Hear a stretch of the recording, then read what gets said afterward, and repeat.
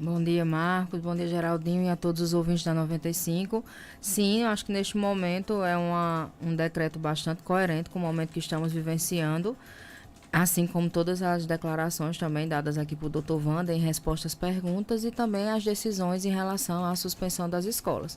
São medidas preventivas, medidas estas que nós fomos, os poderes públicos, né, e foram tomando a partir de situações vivenciadas, assim como também da pressão existente pelo fato da gente estar vivenciando algo muito novo no nosso país e que precisa de uma preparação rápida, de respostas imediatas e que o poder público está tentando a todo custo se organizar e oferecer essas respostas. Então, para que todos entendam, existe uma classificação quanto à transmissão do coronavírus, tanto em território nacional como nos estados. Então, muitas vezes, existem recomendações de conselhos de classe, do Ministério da Saúde, enfim, que elas servem para todo o território nacional. E aí, cada estado e cada município, a depender da situação vivenciada de transmissibilidade na sua região, vão adotando as recomendações que acham pertinentes para aquele momento vivenciado. É tanto que vocês devem estar vivenciando aí junto conosco o quanto desculpem, o quanto é rápida as mudanças e quanto de decretos, geralmente a gente está tendo decretos diariamente ou em dias alternados, seja do poder público estadual, seja, por exemplo, da própria igreja, né, que se não me engano esse é o segundo decreto lançado pela própria igreja. Nós ontem já estávamos reunidos na Prefeitura Municipal, com toda a gestão municipal, discutindo alguns documentos, inclusive, que serão publicados hoje, mas de ontem de manhã, com a discussão para a noite, com o aparecimento de mais 3 novos casos suspeitos em Caicó, a gente já tem algumas pequenas modificações até nos poderes, nas questões de decisão que foram tomadas. Então, hoje, novamente, já se tem a necessidade de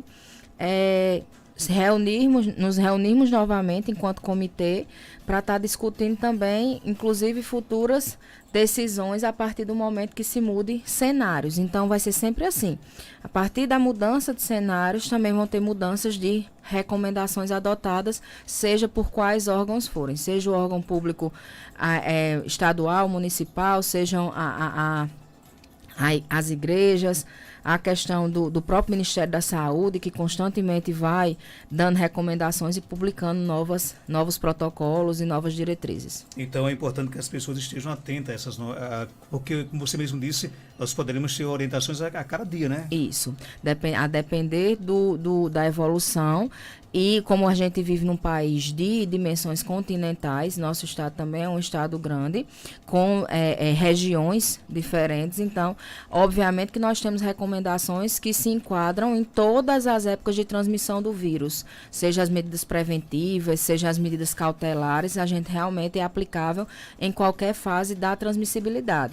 Porém, à medida que vá surgindo casos, o número de óbitos aumentando, o número de casos suspeitos aumentando, obviamente que a gente vai ter aí mudanças nas recomendações a cada período deste. Então, é importante que a população fique atenta, é importante que o poder público esteja mobilizado, assim como está, incansavelmente, para estar acompanhando e realizando essas orientações compatíveis com o momento, e também a gente evite publicar e divulgar qualquer informação que não seja realmente vinculada pelos órgãos e pela mídia confiável. Então, é tanto que vocês veem que o Hospital Regional de Seridó está nas suas próprias mídias estão divulgando. A prefeitura também vai usar dos seus meios oficiais como página oficial da prefeitura. O estado também vem fazendo isso, assim como o Ministério da Saúde. Então, que a gente realmente fique atento às notícias vinculadas em páginas oficiais e mídia confiável. Qual é o prejuízo que causa, por exemplo, a divulgação de notícias mentirosas? Além de um pânico instalado, porque o pânico e o receio ele já está instalado no meio da sociedade como um todo, porque, querendo ou não, é algo realmente muito novo, que vem de experiências bem traumáticas em países que já vivenciaram e já passaram pelo pico, né, da epidemia. Então, realmente, essa questão das notícias mentirosas, além de causar um pânico ainda maior na população, ela vincula notícias que podem ser adotadas de forma, inclusive, a prejudicar as medidas preventivas e as medidas a serem adotadas naquele momento. Então, qualquer notícia mentirosa, ela vem muito mais a prejudicar todo o trabalho que vem sendo desenvolvido e a mobilização que a sociedade está fazendo frente ao enfrentamento ao coronavírus do que realmente ajudar. Ridiane, ontem vocês se reuniram e tomaram algumas decisões com relação, por exemplo, a medidas que o município vai adotar para enfrentar o coronavírus. Quais são as principais medidas? Nós estamos nesse processo. Ontem ficou definido que vamos publicar o decreto de instalação do Comitê de Enfrentamento ao Coronavírus no município de Caicó. Esse comitê ele é formado por secretários, seja de saúde, assistência social, educação, defesa civil, gabinete, procuradoria, além de um médico infectologista do nosso quadro da Secretaria Municipal de Saúde e do coordenador de vigilância epidemiológica do município. Esse comitê ele tem por função estar diariamente reunidos, justamente frente a todas as notícias vinculadas, número de casos, novas classificações de transmissão a nível de estado ou a nível mesmo de município. E esse comitê vem a tomar as decisões rápidas, né, para embasar, na verdade, o gestor municipal a tomada de decisões e a publicação de decretos. Além do comitê, nós também temos prontos para serem divulgados hoje as nossas recomendações frente aos serviços de saúde vinculados à Prefeitura, à Secretaria Municipal de Saúde, né, da Unidade Básica de Saúde, do hospital, da regulação, do serviço do CAPS, de todos os nossos serviços, também serão divulgados para nortear, inclusive, os nossos profissionais neste enfrentamento. E também nós temos prontos para divulgação um plano de contingência municipal, assim, a exemplo, inclusive baseado no plano de contingência estadual, para que a gente tenha organizado, inclusive, possíveis pontos de coleta de exames de SUAB em uma situação realmente de epidemia instalada no município, de transmissibilidade, além de os fluxos que serão seguidos a partir das unidades básicas de saúde, do Hospital Regional de Seridó e do Hospital de Seridó. Então, esse plano de contingência é quem vai nortear a questão das ações municipais frente ao coronavírus. Então, esse material a gente vai estar divulgando e publicando nas nossas páginas oficiais e hoje, novamente, o comitê estará reunido para poder tomar algumas decisões, inclusive embasado também no decreto do Estado, frente à questão do funcionamento da administração pública a nível central, realmente, do município. Compete ao município, no caso, fazer a coleta do material, é isso, Também, certo? Hoje, o fluxo que nós temos aqui, hoje na nossa região, é que, considerado um caso suspeito, e aí o que é um caso suspeito hoje, neste momento, no estado do Rio Grande do Norte e no município de Caicó. O caso suspeito vai ser aquele paciente que, recém-chegado de uma viagem a estados com transmissibilidade já comunitária, certo? De característica comunitária, é exemplo do Rio de Janeiro e São Paulo, ele seja recém-chegado a Caicó e apresente, certo, nos 7 dias, dentro de 7 dias, sintomas respiratórios e febre. Então, ele tem que ter uma febre, que é considerada acima de 37,8 graus Celsius, mas, ou seja, associada a algum sintoma respiratório, seja ele tosse, espirro, coriza, dificuldade respiratória, falta de ar. Então, esse é um dos casos suspeitos. Fora isso, também vai ser considerado um caso suspeito quem tiver tido contato com esse paciente nos últimos 7 dias e que venha apresentar também sintomas respiratórios. Neste caso, não precisa ter febre e sintomas respiratórios. Basta ter a febre ou os sintomas respiratórios, quem tiver tido contato com o caso suspeito inicial. E também poderá ser considerado suspeito quem convive no domicílio desta pessoa também. Isso seja para estados com transmissibilidade já instalada e principalmente para países recém-chegados de países que tenham transmissibilidade também comunitária. Isso é uma lista atualizada todos os dias pelo Ministério da Saúde, porque, inclusive, antes de ontem, o Ministro da Saúde disse que Sergipe e Distrito Federal estavam para entrar na lista de transmissibilidade. Quando foi no outro dia, já entrou, foi outro estado, que eu acho que, se eu não me engano, foi o Maranhão, mas não tenho certeza, não estou me recordando agora.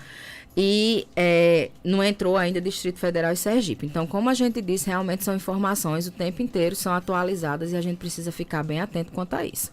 Então, por esse motivo, inclusive a Secretaria Municipal de Saúde está iniciando a adotar estratégias hoje, já pegando na rodoviária os dias e horários que chegam ônibus em relação que vem egressos de São Paulo e Rio de Janeiro, assim como desses outros estados que adentram a lista hoje de transmissibilidade comunitária, e a gente vai pegar a lista de todas essas pessoas, já vamos orientar o isolamento por 7 dias dessas pessoas em domicílio, para, se depois desses 7 dias não apresentando sintomas, serem liberados de isolamento.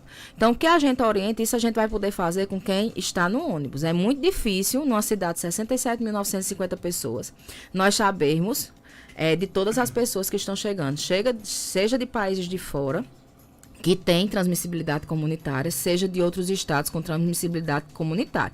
Então, a gente conscientiza a população de que quem se encontra nessa situação, recém-egresso no município de Caicó, desses estados ou de viagens internacionais por estes países, que precisam fazer o isolamento voluntário por 7 dias em domicílio, para evitar exatamente, em situações de realmente estarem infectados pelo vírus, disseminar essa infecção para todas as outras pessoas.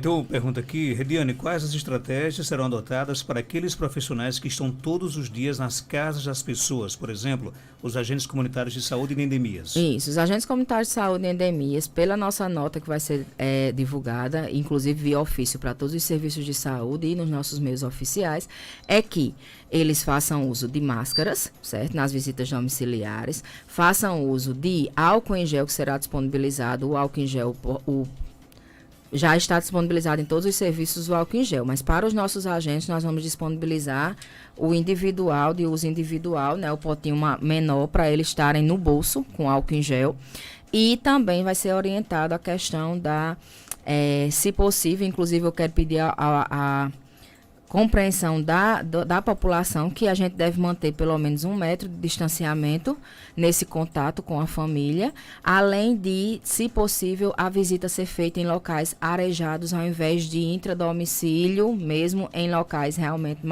menores. Então, essas são orientações no momento. No momento, porque, como eu digo para vocês, a gente tem que ir seguindo o passo a passo da situação que nós estamos vivenciando.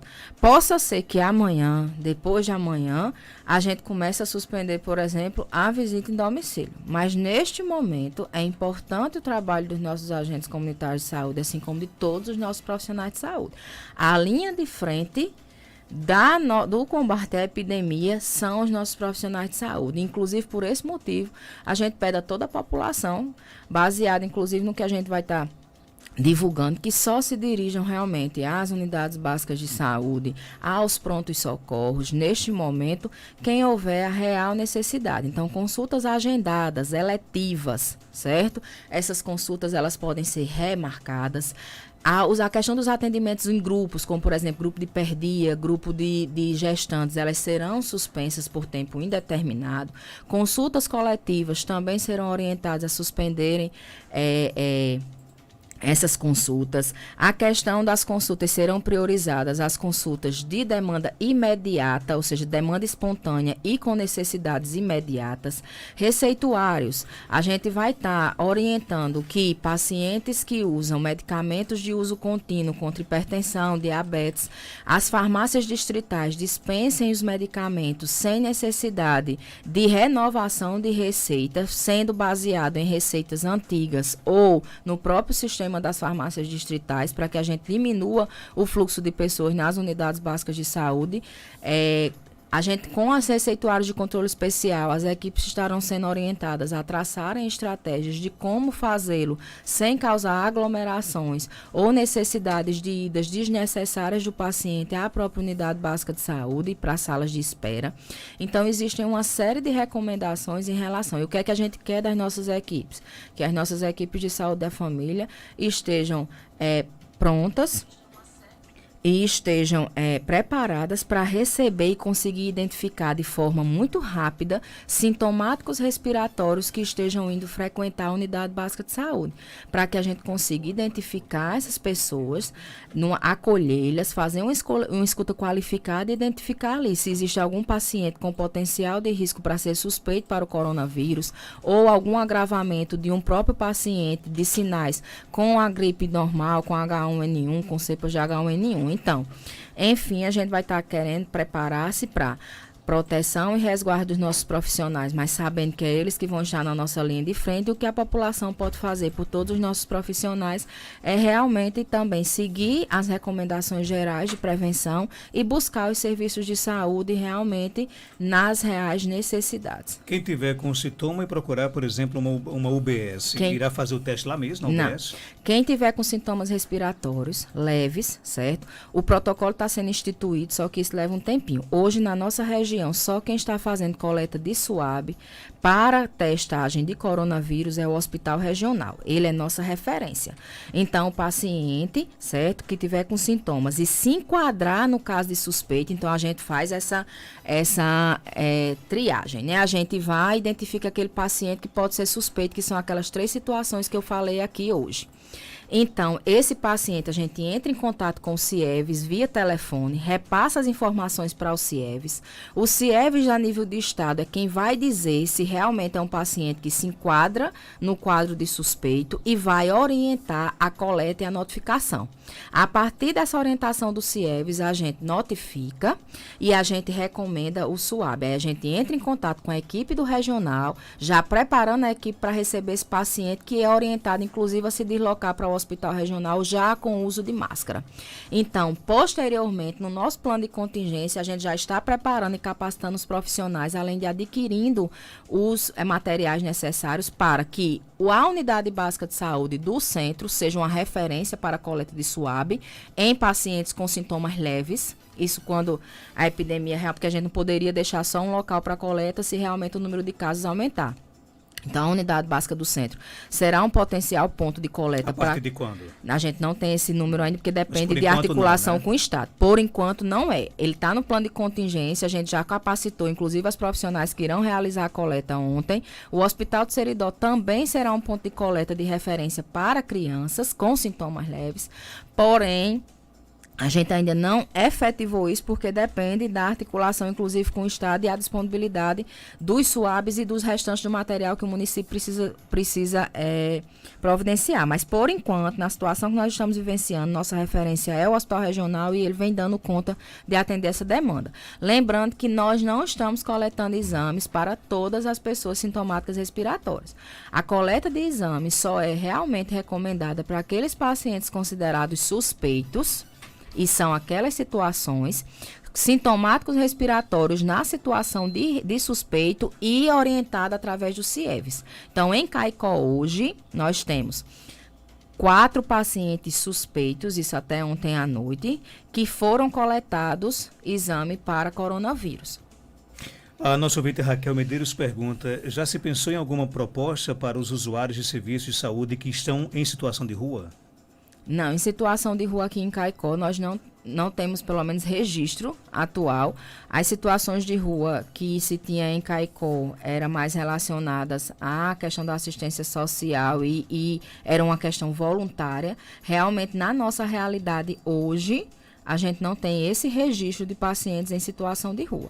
Mas, caso se encontre esse registro, também terá que se pensar estratégias neste momento. A gente está pensando em estratégias no momento imediato para a população realmente mais em massa e os serviços que atendem essa população. Já tem algum treinamento para os agentes de saúde? Os agentes comunitários de saúde, assim como todos os profissionais de saúde, eles vão ser também orientados a participar de uma capacitação online. O município vai estar até para evitar aglomeração. aglomeração, né? Exigindo a questão da realização da capacitação online promovida pelo AvaSUS, pela plataforma AvaSUS, na carga horária de 4 horas relacionada ao Covid-19. Justamente por isso, nós temos cerca de 296 profissionais só na atenção primária à saúde e nós não teríamos pernas para estar de 20 em 20 profissionais realizando uma capacitação presencial.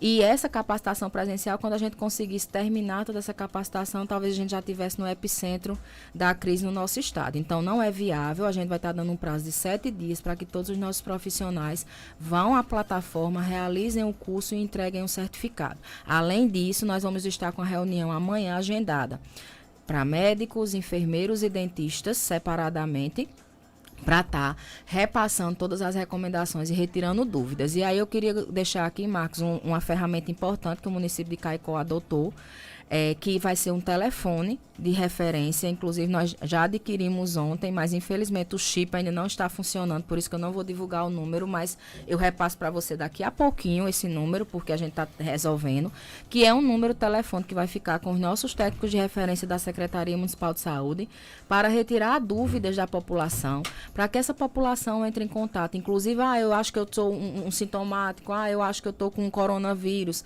eu quero tirar uma dúvida. Não, eu sei que minha vizinha veio do Rio de Janeiro e não fez os 7 dias de isolamento, fulano de tal veio de um país. Então, para esse tipo de notificação, a própria Secretaria Municipal de Saúde, para que a população também nos ajude e a gente possa ajudar a população retirando dúvidas. Inclusive, aquelas pessoas que acharem que se enquadram no caso suspeito, também podem ligar para o telefone e a partir desse telefone a gente vai orientar de forma segura qual é o fluxo que essa pessoa deve seguir dentro da rede do sistema de saúde do município de Caicó. A Raquel, que perguntou sobre os usuários em situação de rua, ela disse que existe, inclusive no CAPES AD temos pelo menos 2. Certo. Então o município vai olhar com atenção para esse caso. Com atenção. Nesse momento a gente vai estar divulgando todas essas informações em relação ao público em massa, mas Raquel lembrou muito bem, a população de rua é de extrema importância para que a gente tenha uma atenção também. Rediane, bom dia. Sobre as cirurgias que estão marcadas para sábado, tem algum risco de cancelar?